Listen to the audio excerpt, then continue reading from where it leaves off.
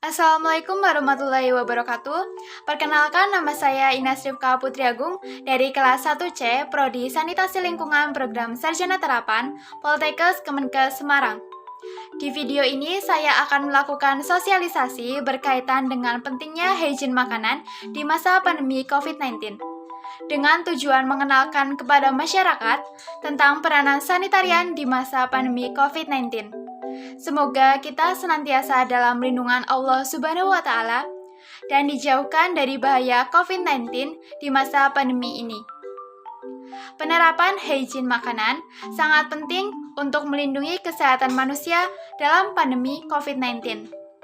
Menurut Badan Pengawas Obat dan Makanan, manusia dapat terinfeksi atau tertular virus COVID-19 melalui berbagai cara, yaitu diantaranya menghirup percikan ludah dari bersin atau batuk penderita COVID-19, memegang mulut atau hidung tanpa mencuci tangan terlebih dahulu setelah menyentuh benda yang terkena cipratan air liur penderita COVID-19, atau kontak dengan penderita COVID-19, misalnya bersentuhan atau berjabat tangan.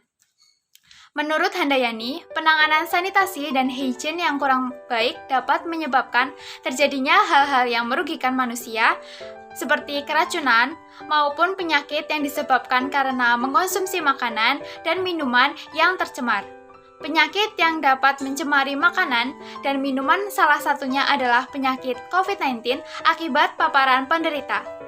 Oleh sebab itu, kita harus mengetahui tata cara sanitasi pangan terkait pencegahan resiko penyebaran COVID-19.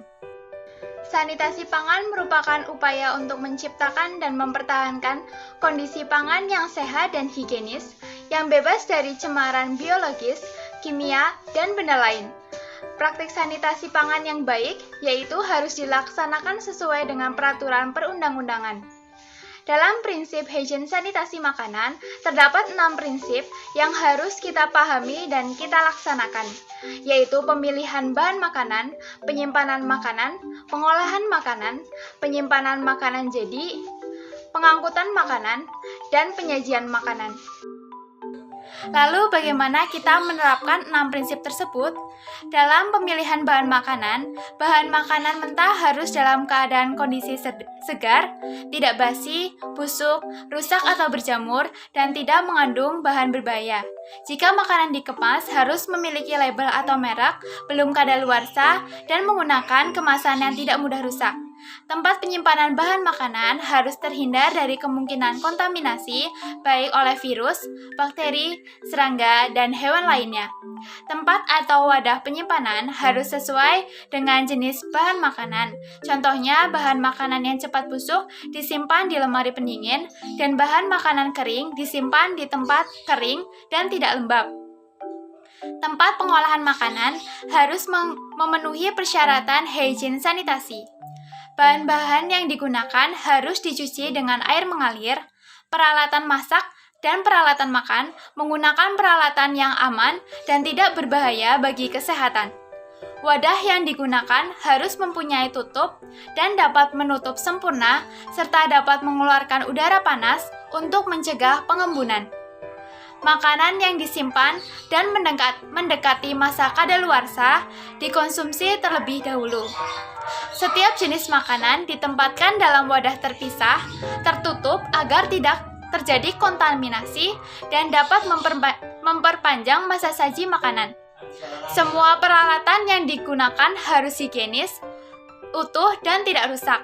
Setiap alat makanan tidak kontak langsung dengan anggota tubuh, terutama tangan dan bibir. Setelah kita mengetahui bagaimana cara penerapan 6 prinsip hygiene sanitasi, kita juga perlu tahu tentang hygiene terhadap penjamah makanan. Menurut Departemen Kesehatan Republik Indonesia, penjamah makanan adalah orang yang secara langsung berhubungan dengan makanan dan peralatan mulai dari tahap persiapan, pembersihan, pengolahan, pengangkutan, dan penyajian. Hygiene terhadap penjamah makanan antara lain menjaga kebersihan tangan dengan mencuci tangan menggunakan sabun paling sedikit selama 20 detik, terutama setelah berada di tempat umum dan kamar kecil. Menggunakan hand sanitizer setelah berada di tempat umum dan menyentuh benda yang permukaannya sering disentuh oleh orang lain, serta menggunakan masker untuk menutupi mulut dan hidung guna mencegah percikan droplet saat berbicara, batuk, atau bersin. Itulah hal-hal yang bisa kita lakukan untuk meminimalisir terjadinya kontaminasi makanan dan minuman dengan virus COVID-19. Besar harapan saya, sosialisasi ini memberikan manfaat serta menambah pengetahuan masyarakat sehingga lebih mengerti tentang pentingnya kesehatan di masa pandemi. Akhir kata, saya ucapkan terima kasih. Jika terdapat kesalahan baik disengaja maupun tidak disengaja, saya mohon maaf. Wassalamualaikum warahmatullahi wabarakatuh.